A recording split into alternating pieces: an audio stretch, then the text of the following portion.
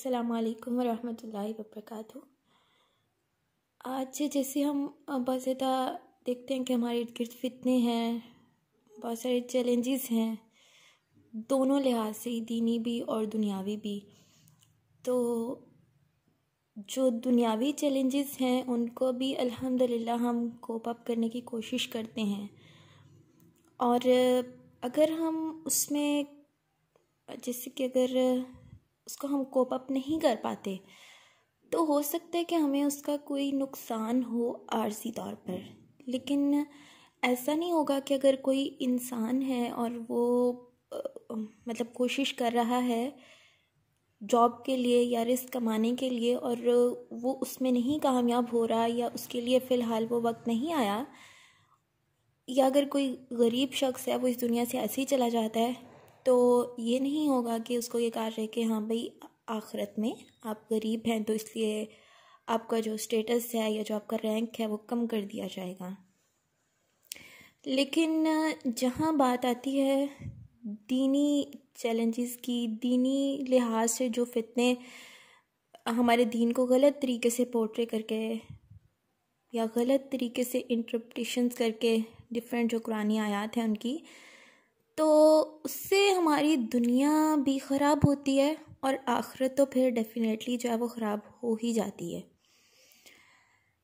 और आज इस वक्त के हम बहुत सारे जो हैं वो दीनी फितनों में घिरे हुए हैं। कभी हमारे सामने किसी चीज़ को गलत तरीके से लाया जाता है कि इसका ये मतलब है, और कभी कुरान की वो तफसीर अपने पास से इज्तिहाद करके बयान की जाती हैं जो कि सलफ़ सालिहीन और सहाबा इकराम ने और रसूलुल्लाह सल्लल्लाहु अलैहि वसल्लम ने ख़ुद अपनी अहादीस मुबारका के ज़रिए वो नहीं बताई हमें। तो आज के फितनों में से जो सबसे एक बड़ा फितना है और जिस फितने को बेस बनाकर बुराई की जाती है, या बहुत से लोग बुराइयों वाली ज़िंदगी गुजारने को तरजीह देते हैं, या बहुत सारे लोग अपनी जो बुराइयों वाली ज़िंदगी है उसको जस्टिफाई करते हैं कि हाँ हम जो गलती कर रहे हैं वो ठीक है। देखिए, गलतियों से तो कोई भी पाक नहीं है ना, कोई, सिर्फ जो अंबिया हैं वो मासूम अनिल ख़ता होते हैं क्योंकि वो कॉन्स्टेंटली जो है वो अल्लाह ताला की प्रोटेक्शन में होते हैं अल्हम्दुलिल्लाह। तो उसके अलावा कोई भी गलती से पाक नहीं है। लेकिन एक बिहेवियर होता है कि हम गलती करते हैं, उसके बाद हम उस पर रिपेंट करते हैं, तौबा करते हैं, अल्लाह की तरफ हम पलटते हैं और हम अपनी गलती का इतराफ़ कर लेते हैं। ये है आदमियत, ठीक है, मतलब कि हज़रत आदम अलैहिस्सलाम ने जो तरीका अडॉप्ट किया था। अब दूसरा तरीका है, वो है अपनी गलती पर अड़ जाना, जम जाना और अपनी गलती को जो है वो जस्टिफाई करना कि हाँ मैं जो कर रही हूँ या मैं कर रहा हूँ वो ठीक है, और ना सिर्फ अपने उस अमल को ठीक कहना बल्कि उस अमल को डिफेंड करना और फिर आगे दूसरों को भी उस बात की तरफ बुलाना। तो ये होता है कि बुराइयों वाली ज़िंदगी गुजारना और फिर उस पे जमे रहना, इससे इंसान की दुनिया तो तबाह होती है, आखिरत भी तबाह हो जाती है।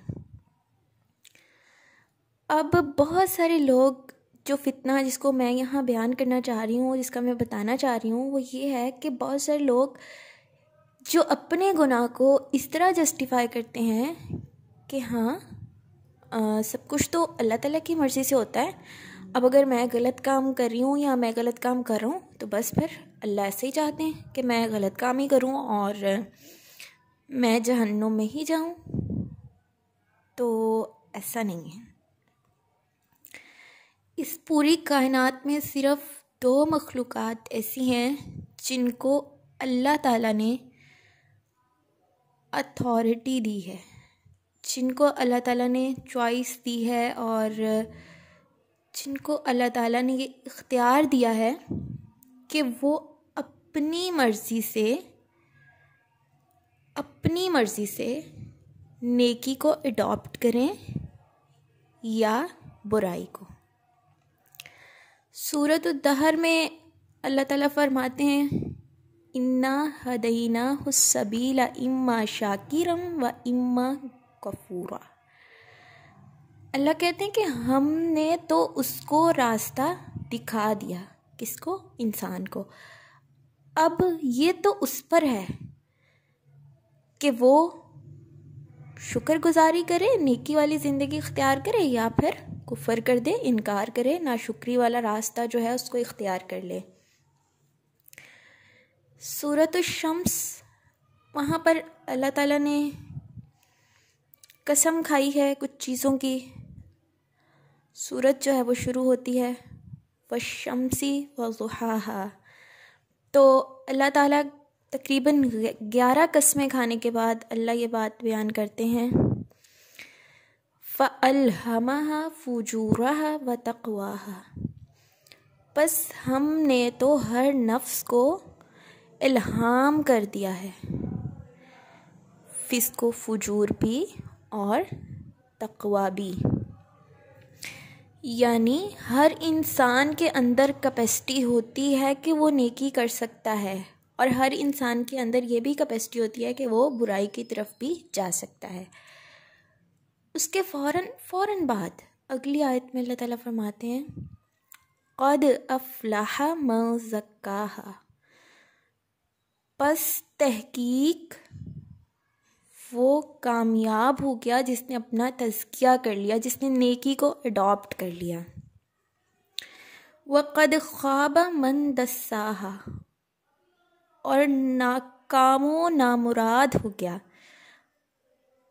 जिसने अपने आप को बुराई की तरफ कर लिया, बुराई वाले रास्ते पर अपने आप को चला लिया। तो ये बात है जिस बारे में मैं बताना चाह रही हूँ कि हम, अल्लाह ताला ने हमारे अंदर ये कैपेसिटी रखी है। अब हमारा मुआशरा जिसमें हम रह रहे होते हैं, हमारी सराउंडिंग के लोग, हमारे घर का माहौल, हमारे पेरेंट्स, हमारे पीयर प्रेशर्स या फिर हमारे दोस्त, ये सब मिलकर डिसाइड करते हैं कि हम किस रास्ते की तरफ जाएंगे। और एक बहुत प्यारी बात जो मैं कुछ ही टाइम पहले पढ़ रही थी, सूरत अलिफ लाम मीम सजदा में एक आयत आती है कि अल्लाह फरमाते हैं कि मैं जहन्नुम को जिन्नों और इंसानों से भर दूंगा। और आयत का आखिरी वर्ड जो है अजमाइन, सब के सब से। तो उसमें एक इतनी अच्छी बात लिखी थी कि अल्लाह ताला किसी को नाउज़ुबिल्लाह उस पर जुल्म करते हुए उसको जहन्नुम में नहीं डालेंगे, बल्कि इंसानों की अक्सरियत ने अपनी मर्ज़ी से इंसानों की अक्सरियत ने जहन्नुम में जाना पसंद किया। और इस पसंद करने का क्या मतलब है कि अच्छे आमाल नहीं किए। तो अल्लाह ताला जहाँ पर अर्रहीम है, वहीं पर वो साथ साथ अल आदिल भी है। वो अदल करता है, वो किसी पर जुल्म नहीं करता। और ना ही ये अल्लाह ताला की शायान शान बात है कि वो किसी पर जुल्म करे, बल्कि इंसानों की अक्सरियत ने अपने हाथों की कमाई से ये पसंद किया कि वो जहन्नुम में जाएं। अल्लाहुम्मा आज़ना मिनहुम। अल्लाह हमें ऐसे लोगों में शामिल नहीं कीजिएगा। हम अल्लाह ताला के अज़ाब को और अल्लाह ताला की वो जो सारी सज़ाएं हैं, हम उनको बर्दाश्त करने की अपने ऊपर सकत नहीं रखते।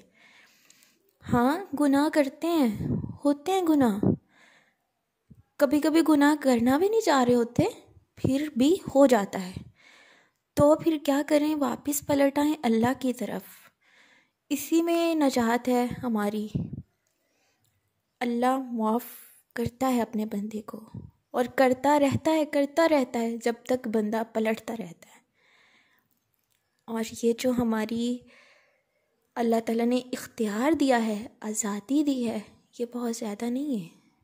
बस इधर सांस ख़त्म हुए और साथ ही आज़ादी भी ख़त्म।